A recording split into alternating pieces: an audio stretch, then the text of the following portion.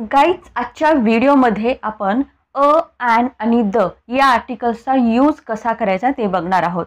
Guys English speaking course डेचा हा 9th video आहे. Important आहे कारण बऱ्याच जणांना खूप कन्फ्युजन होतं. गाईज आर्टिकल केव्हा यूज करायचं ते बघा. आर्टिकल तेव्हा यूज होतात जेव्हा सेंटेन्समध्ये नाऊन असतं. आता तुम्ही म्हणाल की नाऊन कसं ओळखायचं. आता आपण ज्या गोष्टी बघतो त्याला आपण कोणातरी नावाने बोलतो त्या सगळ्याला काय म्हणायचं आहे, नाऊन म्हणायचं आहे. फॉर एक्झाम्पल एक रूम आहे आणि त्या रूममध्ये खूप साऱ्या गोष्टी आहे. टेबल आहे, फॅन आहे, चेअर आहे. तर हे सगळं काय झालं, त्या गोष्टी ओळखू येण्यासाठी त्याला एक काय नाव दिलेलं आहे. जसं की टेबल हे एक त्याला नाव दिलेलं आहे, हे सुद्धा नाऊन झालं. चेअर हे सुद्धा नाऊन झालं किंवा फॅन हे सुद्धा नाऊन झालं. अशा सगळे नाउन्स. नाऊन क्लिअर झालं तुम्हाला. आता बघा अ आणि ॲन. आता आर्टिकल म्हणजे काय, अ ॲन आणि द यांना आर्टिकल म्हणायचं आहे. मी खूप काही ग्रॅमॅटिकली तुम्हाला शिकवणार नाही आहे, बस तुम्हाला माहिती असावं म्हणून हेच सांगत आहे. अ ॲन आणि द हे काय आहेत, आर्टिकल आहेत. अ आणि ॲन हे इनडेफिनाइट आर्टिकल आणि द हे डेफिनाइट आर्टिकल. क्लिअर झालं. आता इंग्लिशमध्ये याचा एक्झॅक्टली यूज कुठे करायचा बघा. जेव्हा एकच वस्तू आहे किंवा एकच गोष्ट आहे आणि त्याला आपण मोजू शकतो, ती काउंटेबल आहे. वस्तू एकच आहे, काउंटेबल आहे आणि नाऊन आहे आणि त्याला आपण काय करू शकतो, मोजू शकतो. अशा वेळेस तुम्हाला अ किंवा ॲनचा यूज करायचा आहे आणि त्या गोष्टीबद्दल आपल्याला माहीत पण नसतं अशा गोष्टीबद्दल. आणि जे गोष्ट तुम्हाला पहिल्यापासून माहीत आहे किंवा त्याच्याबद्दल तुम्ही बोललेला आहे पण एक आहे, अशा वेळेस तुम्हाला दचा यूज करायचा आहे. आता फॉर एक्झाम्पल बघा, I want to buy a car. I want to buy a car. मला कार खरेदी करायची आहे, मला एक कार खरेदी करायची आहे. अ कार त्याला तुम्ही मोजू शकता आणि एकच आहे म्हणून इथे काय घेतलं आपण, अ घेतलं. I bought a new dress. I bought a new dress. एकच ड्रेस घेतला आहे म्हणून आपण इथे अ घेतला आहे. I want to eat a pizza.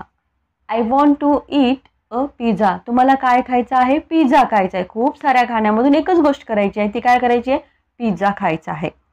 आता बघा याच ठिकाणी तुम्ही I want to buy the car असंही म्हणू शकता, पण ते कसं बघा. जर समजा तुम्ही एखादी कार घेणार आहात आणि त्याबद्दल तुम्ही पहिलेच तुमच्या फॅमिलीला सांगितलं आहे की मी ह्या कंपनीची ही कार घेणार आहे आणि तुम्ही ती घेतली आणि त्यावेळेस तुम्ही म्हणू शकता की I want to buy the car. जेव्हा तुम्ही त्या वस्तूबद्दल पहिलेच तुमच्या फॅमिलीला सांगितलेलं असतं किंवा तुमच्या फ्रेंड्सला सांगितलेलं असतं किंवा अजून कोणालाही तुम्ही सांगितलेलं असतं किंवा बाकीच्यांना आणि तुम्हाला सुद्धा माहीत असतं, त्यावेळेस तिथे तुम्ही काय घ्यायचं आहे, द घ्यायचं आहे. क्लिअर. म्हणजे एखादी वस्तू माहीत आहे तिच्याबद्दल, आपण हे कोण आहे तुम्हाला माहीत आहे किंवा अशा टायमाला तुम्हाला काय करायचं आहे, द घ्यायचं आहे. आणि ज्या वेळेस तुम्हाला त्याच्याबद्दल माहीत नाही किंवा ती वस्तू एकच आहे आणि तुम्ही तिला मोजू शकता, त्यावेळेस तुम्हाला अ किंवा ॲन घ्यायचं आहे. हे क्लिअर झालं तुम्हाला. आता याचं एक एक्झाम्पल बघा दचं. This is the book I was talking about. This is the book I was talking about. हेच तर पुस्तक आहे ज्याबद्दल मी बोललो होतो. क्लिअर झालं. म्हणजे त्या पुस्तकाबद्दल तुम्ही पहिलेच बोलला होतात म्हणून आपण इथे काय घेतलं, धिस इज द बुक घेतलं. जर समजा हे कोणतंही पुस्तक असतं, सिंपल तुम्ही पुस्तकाबद्दल बोलत आहात, त्यावेळेस तुम्ही धिस इज अ बुक घेतलं असतं. क्लिअर झालं इथं. आता जेव्हा तुम्ही तुमची आयडेंटिटी सांगता, तुमची ओळख सांगता, तुम्ही स्टुडंट आहात, तुम्ही वर्किंग आहात, तुम्ही डॉक्टर आहात किंवा तुम्ही हाऊसवाईफ आहात किंवा तुम्ही एखादा कुक आहात, अशा वेळेस सुद्धा तुम्हाला अ किंवा ॲनचा यूज करायचा आहे. फॉर एक्झाम्पल बघा, she is a doctor. She is a doctor. ती डॉक्टर आहे. डॉक्टर ही तिची काय आहे, ओळख आहे, आयडेंटिटी आहे. She is a housewife. She is a housewife. ती काय आहे, हाऊसवाईफ आहे. I am an amazing cook. I am an amazing cook. अशा टायमाला सुद्धा तुम्हाला आर्टिकल्सचा यूज करायचा आहे. He is a student. He is a student. तो काय आहे, स्टुडंट आहे. स्टुडंट ही त्याची काय आहे, आयडेंटिटी आहे. Clear. A cook, a plumber. An electrician, a boy, a girl, an elephant. हे सगळे काय आहेत? सिंग्युलर आहेत, काउंट करू शकतो. आणि सगळ्यात महत्त्वाचं म्हणजे हे काय आहेत? नाऊन आहेत. म्हणून आपण इथे काय अ किंवा ॲनचा यूज केलेला आहे, आर्टिकलचा यूज केलेला आहे. इथंपर्यंत क्लिअर झालं? आता तुम्ही म्हणाल की मॅम एक्झॅक्टली अ कधी यूज करायचं आणि एक्झॅक्टली ॲन कधी यूज करायचं? द बद्दल तर तुम्ही कन्फर्म आहात. एखाद्या व्यक्तीबद्दल किंवा एखाद्या प्लेसबद्दल किंवा एखाद्या वस्तूबद्दल जर पहिलेच तुम्हाला माहीत असेल, त्या ठिकाणी तुम्हाला द यूज करायचं. त्यामुळे द एकदम क्लिअर झाला आहे. पण अ कधी आणि ॲन याच्यामध्ये कन्फ्यूज आहात. तर बघूया आपण. जेव्हा एखाद्या वर्डची सुरुवात वोवलने होते. ओवल्स म्हणजे काय? स्वर. ए ई आय ओ हे काय आहेत? स्वर आहेत. याने जेव्हा होते त्या शब्दाच्या आधी तुम्हाला ॲनचा यूज करायचा आहे. क्लिअर झालं? वोवलचा साऊंड ज्या शब्दाची सुरुवात ओवलच्या साऊंडने होते किंवा जे शब्द प्रोनाऊन्स करताना ओवलचा साऊंड प्रोड्यूस होतो, अशा ठिकाणी तुम्हाला ॲनचा यूज करायचा आहे अशा शब्दाच्या आधी. आणि ज्या शब्दाची सुरुवात कॉन्सोनंट म्हणजे स्वरांनी होते त्याच्या आधी तुम्हाला अचा यूज करायचा आहे. आता याचं एक्झाम्पल बघा. A boy. ब काय आहे? व्यंजन आहे, कॉन्सोनंट आहे, म्हणून आपण इथे अ घेतलं. अ पेन. प व्यंजन आहे म्हणून इथं अ घेतलं. युनिव्हर्सिटी. आता इथे बघा अ युनिव्हर्सिटी, इथं अ युनिव्हर्सिटी का घेतलं? यचा साऊंड प्रोड्यूस होत आहे. हे सुद्धा काय आहे? व्यंजन आहे. पण युनिव्हर्सिटीचं स्पेलिंग बघितलं तर वोवल पासून सुरू झाला आहे, यू आहे. पण तरीही आपण इथं अ घेतला आहे, ॲन नाही. कारण याचा जो साऊंड करताना यचा साऊंड प्रोड्यूस होतो, म्हणजे हे व्यंजनचा साऊंड प्रोड्यूस होतो, म्हणून आपण इथे अ युनिव्हर्सिटी. An orange. कारण ओचा साऊंड प्रोड्यूस होतो. ओ ए काय आहे? वोवल आहे. A ear. व्यंजनचा साऊंड प्रोड्यूस होतो य, म्हणून अ इयर घेतलं. इयर म्हणजे कान. An ear. ईचा साऊंड प्रोड्यूस होतो आणि ई हे वोवल आहे. An honest. आता बघा इथं तुम्ही म्हणाल मॅम इथं जर एचनं स्पेलिंग सुरू झालं आहे आणि तुम्ही इथे ॲन का घेतला आहे? ज्यावेळेस आपण ऑनेस्ट म्हणतो त्यावेळेस एच हे काय आहे? सायलेंट आहे. पण जेव्हा ऑनेस्ट म्हणतो तेव्हा ओचा साऊंड प्रोड्यूस होतो, म्हणून इथे ॲन घेतला आहे आणि ओ काय आहे? वोवल आहे. An MLA. ॲन अपॉर्च्युनिटी, ओचा साऊंड. ॲन MBBS डॉक्टर, एचा sound vowel. A beautiful girl. Clear झालं इथे तुम्हाला? आता इथे बघा, आता इथे आपण अ ॲन शिकलो. आता जर समजा अ बॉय, इथे तुम्ही द बॉय किंवा द पेन किंवा द युनिव्हर्सिटी हे सुद्धा म्हणू शकला असतात, किंवा द MLA किंवा द MBBS डॉक्टर अशा प्रकारे. पण केव्हा? ज्यावेळेस तुम्हाला समजा आता तुम्ही घरी आहात आणि बेल वाजल्यानंतर तुमच्या घरून दुसरं कोणीतरी गेलं दार काढण्यासाठी आणि तिथं तुम्ही विचारताय की बाबा कोण आहे दारावर? तेव्हा जो दार उघडण्यासाठी गेलाय तो काय म्हणतोय की कुणीतरी मुलगा आहे. अशा वेळेस तुम्ही काय घेणार? कुणीतरी मुलगा आहे, जे की तुम्हाला माहीत नाही, कोणी नाही, पण एक मुलगा आहे. त्यावेळेस तुम्ही तिथं अचा यूज करायचा आहे. आणि समजा जो दारावर मुलगा आहे त्याच्याबद्दल तुम्हाला तुमच्या घरच्यांनी सांगितलेलं आहे, की त्यावेळेस जर तुम्हाला विचारलं की बाबा कोण आहे, त्यावेळेस तुम्ही काय म्हणणार? The boy I was talking about. तो मुलगा आहे ज्याबद्दल मी तुला बोललो होतो किंवा ज्याबद्दल मी बोललो होतो. अशा प्रकारे जर तुम्हाला त्याच्याबद्दल माहिती असेल तर सिंपल द घ्या, आणि जर माहीत नसेल, जर कोणीतरी मुलगा आहे किंवा कोणीतरी आलं आहे असं म्हणायचं असेल तर अ बॉय, अ गर्ल अशा प्रकारे तुम्ही तिथे अ किंवा ॲनचा यूज करायचा आहे. जर माहीत असेल तर दचा यूज करायचा आहे. अ ॲन आणि द क्लिअर झालं तुम्हाला. आता एक बघा, आय हॅव फीवर आणि आय हॅव फीवर. आता याच्यामधलं करेक्ट सेंटेन्स सांगा. बरेच जण म्हणाल की पहिलं बरोबर आहे, बरेच जण म्हणाल की दुसरं बरोबर आहे.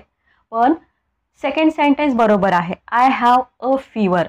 आता तुम्ही म्हणाल मॅम फीवर हे तर काही काउंटेबल नाही आहे, नाऊन तर आहे पण काउंटेबल नाही आहे, मग तुम्ही इथे अ का घेतलं? फीवर जरी काउंटेबल नसलं तरी आपण जे काही आपले आजार असतात ज्यावेळेस ते आपण इंग्लिशमध्ये सांगतो त्यावेळेस त्यांच्या आधी तुम्हाला अ किंवा ॲनचा यूज करायचा आहे. कारण याचं की खूप साऱ्या आजारामधून एका आजाराबद्दल आपण बोलत आहोत म्हणून तिथं अ घ्यायचं आहे. क्लिअर? फॉर एक्झाम्पल आता बघा, I am having a cold. A cold. I am having a fever. I am having a headache. कारण खूप साऱ्या आजारामधून एकाबद्दल बोलत आहात. I am having a toothache. I am having an upset stomach. I am having an upset stomach. आता इथे तुम्ही म्हणाल इथे तुम्ही ॲन का घेतलं? कारण तुम्ही स्टमकच्या आधी जे अपसेट आलेलं आहे त्याची सुरुवात बघा कशाने होत आहे, अ पासून होत आहे. म्हणजे अ काय आहे? वबल आहे, म्हणून इथे आपण ॲन अपसेट स्टमक घेतलं. आता इथे बघा, एखाद्या नाऊनच्या आधी जर एखादा वर्ड असेल आणि तो ॲडजेक्टिव्ह असेल किंवा एखाद्या नाऊनच्या आधी जर कोणतंही ॲडजेक्टिव्ह आलं असेल ज्याला जे की त्या नाऊनला डिफाईन करत आहे, अशा वेळेस तुम्हाला जो ॲडजेक्टिव्ह आहे किंवा जो डिफाईन करणारा वर्ड आहे साऊंड, त्याचा साऊंड काय येत आहे याच्यावर तुम्हाला अ किंवा ॲन लावायचा आहे. जर त्याचा साऊंड वोवल्सचा आला तर तिथे ॲन लावा आणि जर त्याचा साऊंड कॉन्सनंटचा आला तर अ लावा. बरोबर? इथं अपसेटचं साऊंड कशापासून प्रोड्यूस होत आहे? अ पासून प्रोड्यूस आहे आणि अ हे काय आहे? ववल आहे, म्हणून इथे आपण ॲनचा यूज केला. An upset stomach. Clear? I have a sore throat. I have a sore throat. अशा प्रकारे आजाराच्या आधी सुद्धा तुम्हाला अ किंवा ॲनचा यूज करायचा आहे. आता सेकंड थिंग बघा, I am going to walk किंवा I am going for a walk. आता कोणतं सेंटेन्स तुम्हाला बरोबर वाटते बघा? आता तुम्ही म्हणाल की मॅम दोन्हीही बरोबर वाटत आहेत, पण हे सेकंड सेंटेन्स बरोबर आहे. I am going for a walk. A walk. आता तुम्ही म्हणाल एक वॉक कुठे असतो का? मग तुम्ही अ कसं घेता इथे? याचं रिझन असं आहे कारण तुम्ही खूप साऱ्या ॲक्टिव्हिटीमधून एक ॲक्टिव्हिटी करत आहात. खूप साऱ्या ॲक्टिव्हिटीज आहेत आणि त्याच्यातून तुम्ही एक ॲक्टिव्हिटी करत आहे ती म्हणजे वॉकची ॲक्टिव्हिटी करत आहात, म्हणून इथे तुम्हाला अ घ्यायचं आहे. मग आपलं सेंटेन्स कोणतं करेक्ट होईल? I am going for a walk. Clear? Next, I am going to take a shower. खूप साऱ्या ॲक्टिव्हिटीमधून एक ॲक्टिव्हिटी आहे म्हणून टेक अ शॉवर येईल. Take a rest. खूप साऱ्या ॲक्टिव्हिटीमधून एक ॲक्टिव्हिटी, टेक अ रेस्ट. आता तसंच बघा तुम्ही, I am going to dance किंवा I am going to a dance. कोणता सेंटेन्स बरोबर आहे? तुम्ही म्हणाल मॅम आता एवढ्या वेळ जे तुम्ही काही सांगितलं त्याच्या वाईज बघितलं तर सेकंड सेंटेन्स बरोबर वाटतं, पण द सेकंड सेंटेन्स रॉंग आहे. पहिलं सेंटेन्स बरोबर आहे. I am going to dance हे तुम्हाला घ्यायचं आहे. तर तुम्ही म्हणाल इथे कसं? टूच्या नंतर जर डायरेक्ट एखादा वर्ड आला आणि तो जर वर्ब असेल तर त्याच्या आधी कोणत्याही आर्टिकलची यूज करायचा नाही आहे तुम्हाला. समजा एखादं टूच्या नंतर डायरेक्ट एखादं वर्ब आलं किंवा वर्ड आला त्याच्या आधी कोणतंही आर्टिकल यूज करायचं नाही, म्हणून आपलं पहिलं सेंटेन्स बरोबर आहे. I am going to dance किंवा I want to cook. I want to sleep. Clear झालं हे? आता इथेपर्यंत तुम्हाला क्लिअर झालं. आता बघूया आपण द. आता द तर कधी यूज करायचं हे तुम्हाला मी सिम्पली सांगितलेलं आहे, पण पर्टिक्युलर ठिकाणी तिथे यूजच करायचं आहे. अशा कोणत्या गोष्टी आहेत बघा. जेव्हा आपण एखाद्या फेमस बिल्डिंगबद्दल बोलतो, म्युझियमबद्दल बोलतो किंवा मॉन्युमेंट्सबद्दल बोलतो त्यावेळेस तिथे तुम्हाला त्याच्या आधी द घ्यायचं आहे. For example the Taj Mahal, the लाल किल्ला, द आयफिल टॉवर. अशा प्रकारे. आता तसंच सुपरलेटिव्ह डिग्रीमध्ये सुद्धा दचा यूज करतात. The highest, the lowest, the youngest. अशा प्रकारे. ऑर्डिनल नंबर असतात म्हणजे क्रमवाचक संख्या असते, अशा ठिकाणी सुद्धा तुम्हाला दचा यूज करायचा आहे. For example the last chapter, the first time, in the second row. अशा प्रकारे. तसंच रिव्हर आहेत, ओशियन्स आहेत किंवा कॅनल्स आहेत म्हणजे नदी नाले यांच्या आधी सुद्धा तुम्हाला दचा यूज करायचा आहे किंवा समुद्र आहे त्यांच्या आधी दचा यूज करायचा आहे. For example the Ganga, the Pacific. अशा प्रकारे एक्सेट्रा. असे देश ज्यांच्या नावाच्या शेवटी यस येतं अशा देशांच्या नावाच्या आधी सुद्धा तुम्हाला दचा यूज करायचा आहे. For example the Netherlands, the Philippines. आता अशा देशाच्या नावाच्या सुद्धा तुम्हाला आधी द यूज करायचं आहे ज्याच्या नावामध्ये किंगडम येतं. For example United state, United kingdom etcetera. Unique लोक किंवा युनिक वस्तू यांच्या आधी सुद्धा तुम्हाला दचा यूज करायचा आहे. For example the moon, the sky. कारण एकच स्काय आहे. तुम्ही म्हणाल इथे का नाही घेतलं, कारण हे युनिक आहे. एकच मून आहे, एकच स्काय आहे म्हणून. The great wall of China, एकच चायनाची वॉल आहे आपल्या. द अर्थ, अशा प्रकारे. तसंच तुम्हाला फॅमिलीज जे बिफोर प्लुरल नावाच्या ज्या फॅमिलीज असतात त्यांच्या आधी सुद्धा द, त्यांच्या सरनेमच्या आधी तुम्हाला दचा यूज करायचा आहे. For example the Sharma's family. आता इथं द शर्माज फॅमिली म्हणजे त्यांची एक फॅमिली नाही, त्यांची खूप साऱ्या फॅमिली मिळून द शर्माज फॅमिली होईल. तसंच द पाटील्स फॅमिली. पण नुसतं समजा एक शर्मा असेल तर द शर्माज फॅमिली असं तिथे होणार नाही, ते शर्मा तिथे द लागणार नाही आहे. तसंच the president, the CEO, the manager. कारण आर्टिकल्सचा यूज कुठे करायचा नाही. जनरल सेंटेन्स असतात तिथे तुम्हाला आर्टिकल्सचा यूज करण्याची गरज नाही. For example I like pizza, I like pizza. आता इथे द पण यूज करायचं नाही किंवा किंवा ॲन नाही यूज केलं, कारण तुम्ही जनरल बोलताय किंवा मला पिझ्झा आवडतो, सिम्पल पिझ्झा आवडतो. तुम्हाला याच्याबद्दल ज्यावेळेस तुम्ही जनरल बोलता त्यावेळेस तिथे कोणत्याही आर्टिकल्सचा यूज करायचा नाही. Music, I love to listen to music. आता इथे सुद्धा द म्युझिक येणार नाही किंवा म्युझिक येणार नाही, कारण तुम्ही जनरल म्युझिकबद्दल बोलत आहात. लँग्वेजेस, डेज, मंथ्स आणि हॉलिडेज यांच्या आधी सुद्धा तुम्हाला दचा यूज करायचा नाही.